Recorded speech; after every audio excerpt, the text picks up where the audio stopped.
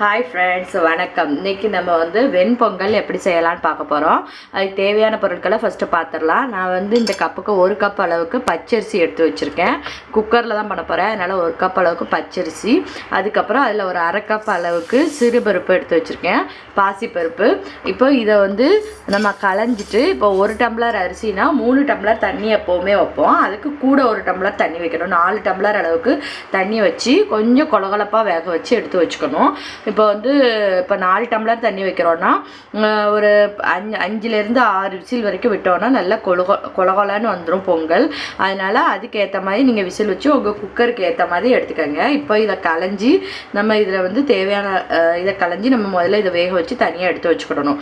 அதுக்கப்புறம் இது கூட ஆட் பண்ணுறதுக்கு கொஞ்சம் மஞ்சத்தூள் எடுத்து வச்சுருக்கேன். மஞ்சத்தூள் ஆட் பண்ணிங்கன்னா பொங்கல் கலர் செமையாக இருக்கும். அப்புறம் தேவையான அளவு உப்பு, லாஸ்ட்டு தாளிக்கிறதுக்கு கொஞ்சம் நெய் எடுத்து வச்சுருக்கேன்.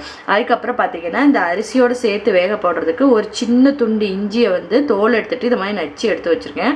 இதை நீங்கள் இது ரைஸ் வேக வைக்கும் போதே போட்டிங்கன்னா நல்லா வாசமாக இருக்கும்.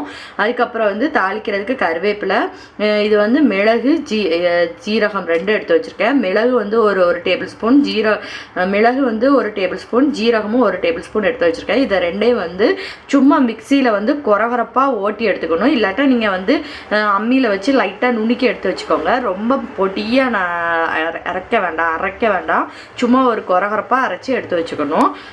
இவ்வளோ தான் இதற்கு தேவையான பொருட்கள். ரொம்ப சிம்பிளாக டேஸ்டியாக நம்ம இப்போ ஒரு பொங்கல் வச்சிடலாம். இப்போ குக்கரில் நம்ம அரிசியை களைஞ்சி எடுத்தாச்சு. இப்போ இதில் நம்ம அளந்து வச்சுருக்க தண்ணியை ஊற்றிடலாம். அப்புறம் இதில் நம்ம தட்டி வச்சுருக்கிற இஞ்சியை இதில் சேர்த்துடலாம்.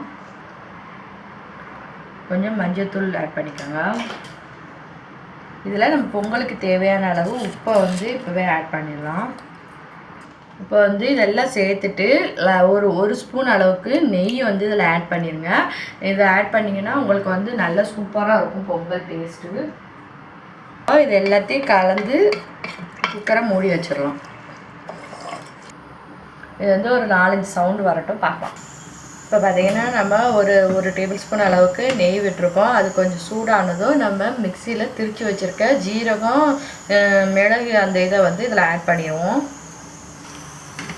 ஆட் பண்ணிவிட்டு இது கொஞ்சம் லைட்டாக பொரிய விடணும் நெய்யிலேயே.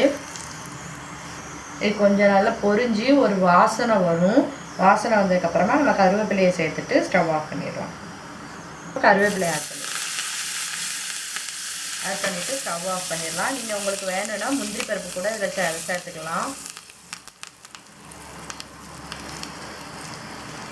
இப்போ நம்ம இதை ரைஸில் போட்டு வரவேறும்.